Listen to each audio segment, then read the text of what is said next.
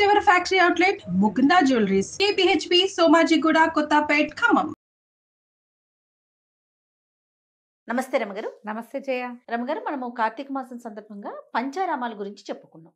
అట్లనే పంచభూతలింగాలు కూడా ఉన్నాయి మనకి కదండి. వాటి గురించి కూడా మనం చెప్పుకునే ప్రయత్నం చేద్దామండి. చేద్దాం జయ, బాగుంటాయి, అద్భుతమైనవి. అయితే ఈ పంచమహాభూత లింగాలన్నీ అన్నిట్లలో 4 లింగాలు తమిళనాటే ఉన్నాయి. అవును, ఒకే ఒక్కటి తెలుగునాట ఉన్నది. అది తెలుగు వారు చేసుకున్న అదృష్టం అనుకోవటం. అయితే ఈ పంచమహాభూత లింగాలు ఏమిటి? పంచమహాభూతాలు ఏమేమిటి? పృథివ్య తేజో వాయురాకాశాలు. పృథివి అంటే నేల, అప్పు అంటే నీరు, నేల నీరు. తేజ అంటే అగ్ని, వాయువు ఆకాశము, గాలి ఆకాశము. ఈ 5 వీటితోటే మనం నిర్మించబడ్డాం. శరీరం పంచభౌతికమైనది. ఇవే మన తాలూకు జీవితానికి సాక్ష్యాలు. ప్రపంచం వాటితోటే నిర్మించబడి ఉంటుంది. మానవ దేహం దానితోటే నిర్మించబడి ఉంటుంది. ఈ వీటిలలో ఈ 5 మహాభూతాల తాలూకు ప్రత్యక్ష సాక్ష్యాలుగా ఉన్నటువంటి ఈ మహాభూత లింగాల్ని జీవితంలో ఒక్కసారైనా చూడాలని చెప్తారు. ఓకే, మనం చూడాల్సినవి ఎన్ని ఉన్నాయి చూడు భారతదేశంలో. అవునండి, ఇవన్నీ చూడాల్సిందే. మనం పంచారామాలు చెప్పాం, చూడాల్సిందే. జ్యోతిర్లింగాలు చెప్పాం, చూడాల్సిందే. చార్ధామ యాత్ర చేయవలసిందే, అంతేనా? తర్వాత 18 అష్టాదశ శక్తిపీఠాలు చూడాల్సిందే. ఇవన్నీ చూడాల్సినవే అంటే అని ఎందుకు మనని అటువైపుకు తీసుకెళ్తున్నారు మన వాళ్ళు? తోటల తోటలు కాశ్మీర్ చూడాల్సిందే, ఇంకేదో చూడాల్సిందే అని అనరు. చూస్తే చూడు, ఇవి చూడవలసిందే. అంటే మానవుడి ప్రయాణం, నువ్వు ఎక్కడికి వెళ్ళినా నువ్వు చేరవలసిన చివరి లాస్ట్ అబౌట్ ఏమిటి? దైవం. అంతే. స్వామి వైపు మనం నడవాలి. మనని ఎవరు పుట్టించారో, మనలో నిరంతరం వెలిగేటువంటి భగవదాత్మ ఏదైతే ఉందో, చిదాత్మ, దాని దగ్గరికి చేరటం. అంతే. దాని దగ్గరికి చేరాలంటే మీ ఇంట్లో కూర్చుంటే నువ్వు ఎట్లా వెళ్తావు? ఇంట్లో కూర్చుంటే వెళ్ళవు, అవి ఎక్కడున్నాయో అక్కడికి వెళ్ళాలి. ఆ వైపు అడుగులు వేయాలంటే, మన ఆధ్యాత్మిక ప్రగతి మనం సాధించాలంటే ప్రగతి పథంలోకి అడుగులు వేయాలి. ఆ అడుగులు వేయించేందుకే మన చుట్టుపక్కల ఎన్నో దేవాలయాలు, ప్రతి చోటకి వెళ్తాం మనం. అట్లా ఆరాలోకి ప్రవేశిస్తూ ఉంటే ఒక్కొక్క అణువు మనలో ఉన్నది మానవత్వం నుంచి దైవత్వం వైపుకి నడిపిస్తుంది, తీసుకెళ్తుందట్టు. తీసుకెళ్ళటం కోసమే ఇవి చెప్పబడ్డాయి. అయితే మన పంచారామాలు ఒకేసారి ఏర్పడ్డవి మనకు తెలుసు. కానీ ఈ పంచమహాభూత లింగాలు ఒకేసారి ఏర్పడ్డవి కాదు. రకరకాల సందర్భాలలో భగవంతుడు తన ఉనికిని చాటడానికి చేసిన ప్రయత్నాల్లో ఇవి ఏర్పడ్డాయి. ఈ ఒక్కొక్క చోట ఒక్కొక్క మహాభూతం, ఈ పంచభూతాల్లో ఒక్కొక్కటి అట్లా కనిపించడం వల్ల ఈ 5టిని ఒక అలైన్డ్గా మనం చెప్పుకుంటున్నాం. ఈ అలైన్మెంట్లో ఒక 3 దేవాలయాలు ఒకే అక్షాంశం మీద ఉండటం, భూమి తాలూకు గరిమినాభి ఎక్కడుందో అక్కడ చిదంబరం దేవాలయం ఉండటం వల్ల ఇవి ప్రత్యేకమైనవిగా భాషిస్తున్నాయి. అయితే ఇటీవల కాలంలో ప్రవచనకర్తల ప్రభావంతో ఇందులో ఉన్న ఒక మహాభూత లింగాన్ని, అగ్నిలింగాన్ని మనం బాగా దర్శనం చేసుకుంటున్నాం. ఎక్కువ వెళ్తున్నారు తెలుగు వాళ్ళు. మిగిలినవి కూడా చూసే ప్రయత్నం చేయాలి. అయితే ఇవి ఏమేమిటి? పృథివీ మొదటిది, మనం భూమి మీద ఉంటాం. అయితే ఆఖరి పుట్టిన భూతం పృథివీ భూతమేనని చెప్తారు. కానీ మనం ఈ లైన్లో వెళ్తాం కదా. ఈ పృథివీ భూతం ఏమిటి? ఇది ఏకాంబరేశ్వర లింగం. ఇది కాంచీపురంలో ఉంది. ఏకాంబరేశ్వరుడు అంటే మనం కాంచీపురంలో అయితే అమ్మవారు ఉన్నది కంచి, అమ్మవారు కూడా శక్తిపీఠం కదా, శక్తిపీఠం. తర్వాత ఈ అయ్యవారు ఉన్నది శివకంచి, గోవిందరాజు పెరుమాళ్ళు ఉన్నది విష్ణు కంచిగా చెప్తారు. 3 కాంచీపురాలు ఉన్నాయి కంచిలో. మనం అమ్మవారి కామాక్షి అమ్మని దర్శనం చేశాక శివకంచి, విష్ణు కంచి చూడమంటారు. శివకంచిగా పేరు పొందినటువంటి ఏకాంబరేశ్వర లింగము పృథ్వీలింగం. తర్వాత అప్పు రెండోది అంటే జలం.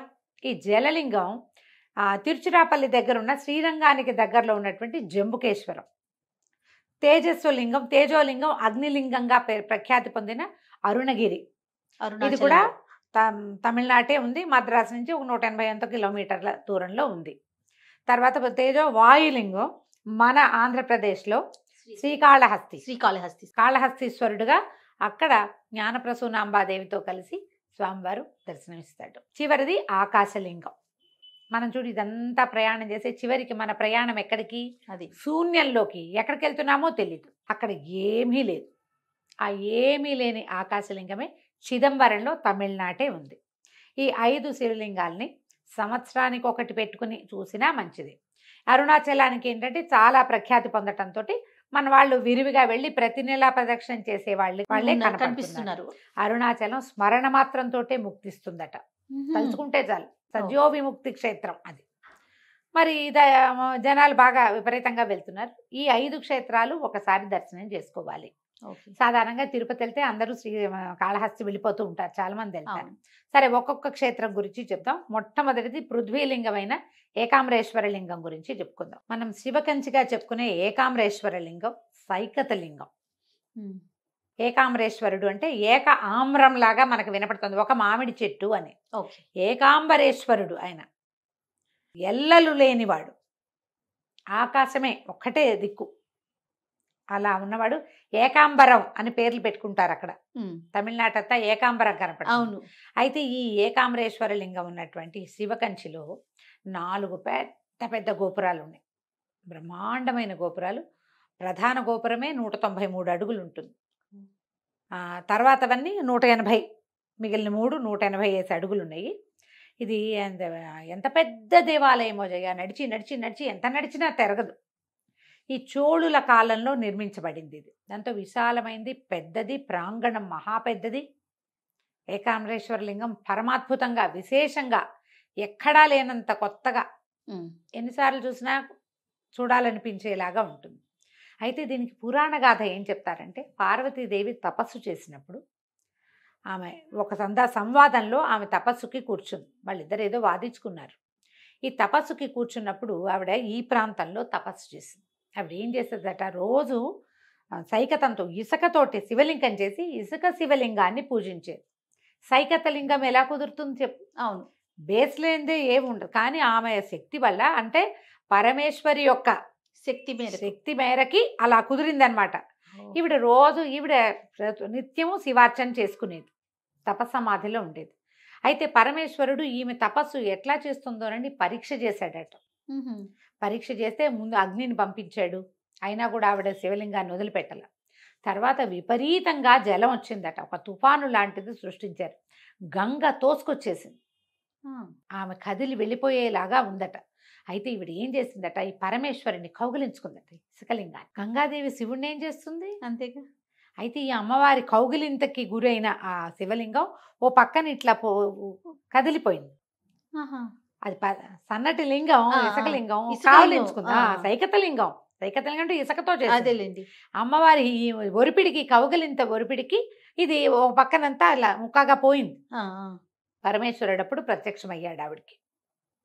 ఆ సైకతలింగాన్ని ఇప్పుడు మనం చూస్తాం అక్కడ. ఇసుకదే, అందుకని అక్కడ అభిషేకం చెయ్యరు.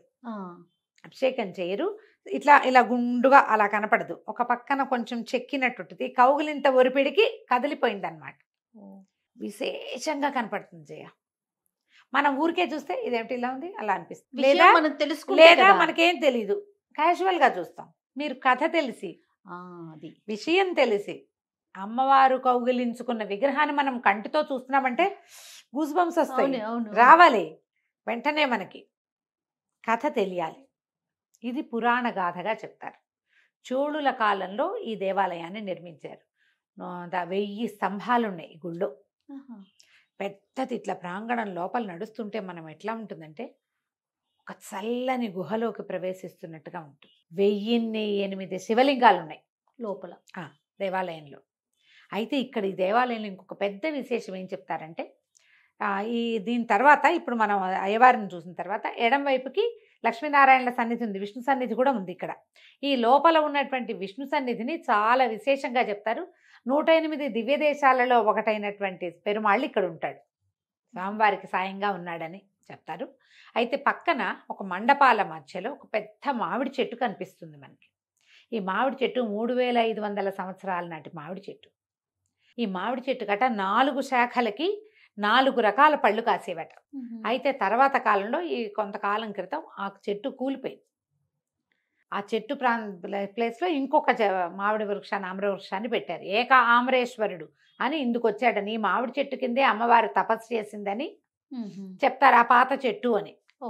అయితే ఇప్పుడు మనకేం కనపడుతుంది, ఆ మామిడి చెట్టు తాలూకు కాండాన్ని ఒక గ్లాస్ బాక్స్లో పెట్టి మనం గుళ్ళోకి వెళ్తుంటేనే మనకు ఎడం వైపు కనపడుతుంది. నేను 3-4 సార్లు చూడడంతో నాకు అది అసలు అట్లా బ్రెయిన్లో ఉందన్నమాట. ఈ లోపల మండపంలో ఈ మామిడి చెట్టు ఉంది కదా, మామిడి చెట్టు దగ్గర ఇట్లా ఎత్తుగా మండపం కట్టి ఉంచుతారు. చుట్టూతా నుంచి చూడొచ్చు. అక్కడ శివపార్వతులు ఇద్దరు ఒళ్ళో కుమారస్వామిని పెట్టుకుని వివాహ దంపతులుగా కనిపిస్తారు మనకి, కళ్యాణ దంపతులుగా. సోమస్కందమూర్తి అని ఒక ప్రత్యేకమైన స్వరూపం ఉంది. స ఉమా స్కందమూర్తి, ఉమతో కలిసి ఉన్న స్కందుడు కలిసి ఉన్న మూర్తి అని. శివపార్వతులు ఇద్దరు ఉండి మధ్యలో కుమారస్వామి ఉన్న స్వరూపాన్ని చూస్తే సంతానం కలుగుతుంది.